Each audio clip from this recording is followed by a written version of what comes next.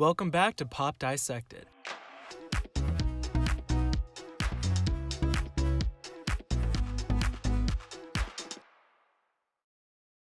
Today, we're going to be talking about Taylor Swift's fourth studio record, Red, and how this album was the one to ultimately lay the groundwork for the record-breaking 1989. Many, rightfully so, assume 1989 is where Taylor's country career spun a 180. However, without Red, the transition into 1989 likely would have been very much more difficult. Red is a record that interlaced a stronger influence of pop, began to shed Taylor Swift's sweetheart image, and allowed her to showcase a version of herself that arguably won't be seen again. Before we begin, let me know in the comments, why do you think Red was such a pivotal record in Taylor Swift's career? Now, one can argue, each of Taylor Swift's records is centered around a core concept. However, I believe her most recent 5 do this the best. If Folklore is built around fictionalized perspective, Lover explores the different facets of love, Reputation harnesses the media narrative to flip it on its head, and 1989 is built on nostalgic remembrance of love, then what is Red? Simply put, Red lyrically describes all the situations, moments, and tribulations the said color can encompass. The first reason Red began to change Taylor Swift's career was because for the first time, we see Taylor founded a record with an entire concept in mind. While we can say very much that her preceding 3 records had been built around specific ideas, I believe Red would be the most solidified in its approach upon its initial release. By presenting a record orbiting around the central theme of how one color can implicate so many situations, Taylor was beginning to essentially build specific words, objects, and motifs to be associated with her as an artist and a person. While her previous records touched on the high school woes and fantasies of the future, her records to follow would bring specific connotations to them. 1989 was Polaroids and sweeping skylines, Reputation was snake imagery and gothic costuming, and so on.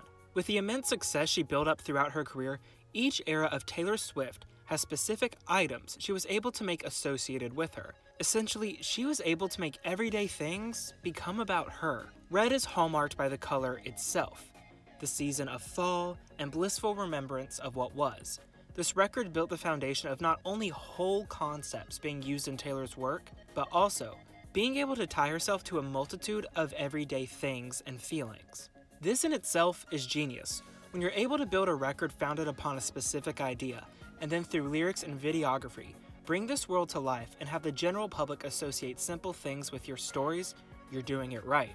Now, we have the transition from an adolescent 19-year-old into a more matured 22-year-old. Though Speak Now's title was changed from Enchanted to reflect a more grown-up perspective, Red was the record that better reflected this shift. Though all of Taylor Swift's records exemplify strong songwriting and vivid scenes, her first 3 records were full of hopeful tomorrows, blissful futures, high school crushes, and dispelling heartbreak from that boy on the football team. In short, these records in a general sense were showing Taylor's youthful attitude of the desire for love, the regretful angst of breakups, and glittering ideas of romance. Red would be the first record, and arguably her only, unless we include Folklore, to consistently utilize a somber tone. Taylor has had sad tracks across all of her records, but Red made these tracks the focal point. In this, Taylor is increasing her relatability by showing how anyone can be left hurt, damaged, or traumatized after a breakup. The stories strewn across Red reflect Taylor Swift as a young woman, wandering around the confusing maze of heartbreak and grief, questioning if she did enough, or if her partner wasn't enough. With upbeat tracks dropped across Red, the core of the record remains at this desolate battlefield of what-ifs and what could-have-beens. Taylor took her, assumingly, young fanbase through her teen fantasies of love and revenge into the bleeding reality of what it means when your heart gets broken. Since Red, we have never seen tracks of this caliber that were rooted in such pain and isolation. In short, Taylor Swift allowed her audience to grow up with her through Starry Nights into the devastating world of what it means to lose someone you truly love. By taking her audience on this journey, Taylor increased her relatability to her listeners, as they were almost experiencing these things with her in real time. Third, let's discuss her pop transition, which wouldn't be fully recognized until 1989. Taylor's debut is her most country effort, with only slight use of pop rock sound in some tracks. Fearless expanded on the use of pop elements, thus allowing Taylor's reach to extend beyond country audiences and into the mainstream. Speak Now would additionally replicate this trend, but singles such as Mine, Story of Us, and Sparks Fly very much would lean into a much more pop-dominated sound. Then we get to Red, which is still debated on whether it's predominantly a country record or a pop one, so let me know in the comments what you think. For Red, Taylor would go on to enlist the help of famous producer Max Martin. Martin has also worked on records such as The Best Damn Thing, Thank You Next, Femme Fatale, Prism, and Starboy. So he's a huge name in pop music, not only as a producer, but also as a co-writer, as Martin has had a hand in 23 #1 singles over the past 2 decades, including some of Taylor's own tracks. What was so interesting about this record was the lead single, We Are Never Ever Getting Back Together, which is quite literally an all-encompassing pop track. The track became Taylor Swift's first #1 on the Hot 100, brought in numerous awards, and was highlighted for its chorus and spoken bridge. The lead would also be our first instance of Taylor Swift presenting a false start of sorts to the era, which we'd see through her next 3 records. Lover had Me, a polarizing bubblegum track offering a campy declaration of love that would only scratch the surface of the romantic tales seen on the record.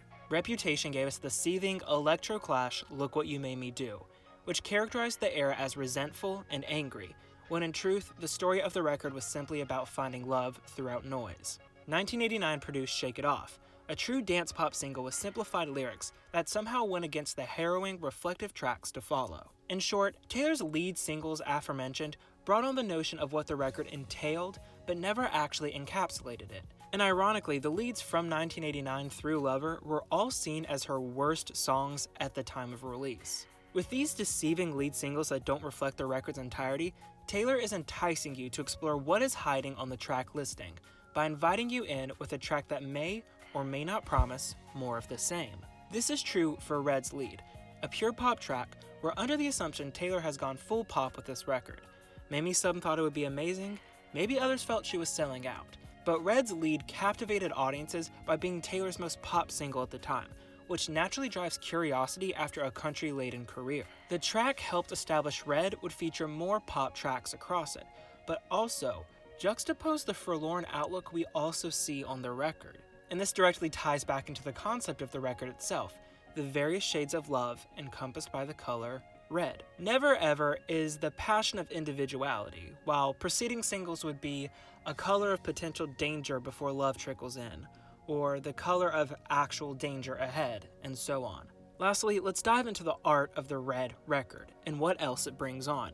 Red, as discussed, set the foundations for an easier transition into Taylor's 80s pop-driven 1989. Red served as a stepping stone for the rest of Taylor's career, with more pop-oriented singles, still working along with her vivid lyricism. She was able to show the direction of where she was going in her career, while also keeping intact where she came from. By this, Taylor effectively carried over her initial audience while inviting a new one in. This record could also be seen as the birth of Taylor's specific aesthetics we've seen across every record since then. Red captured this hipster image upon the rise of Instagram, thus made her relatable to not only millennials such as herself, but those growing up with her. This was additionally the incline of criticism against Taylor's dating life, which would be characterized in 1989 and recharacterized in Reputation. What Red did was begin Taylor's trend of reinventing her image with every succeeding record.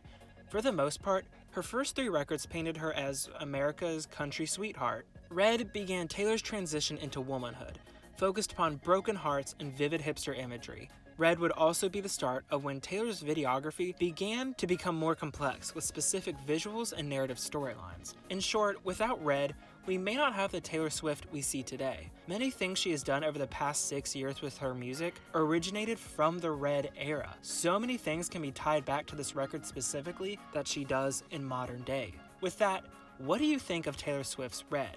And do you agree with what I've stated? Let me know down in the comments. Thank you so much for watching, everybody. Be sure to drop a like, subscribe, and turn on that notification bell for more future content on all your favorite pop stars.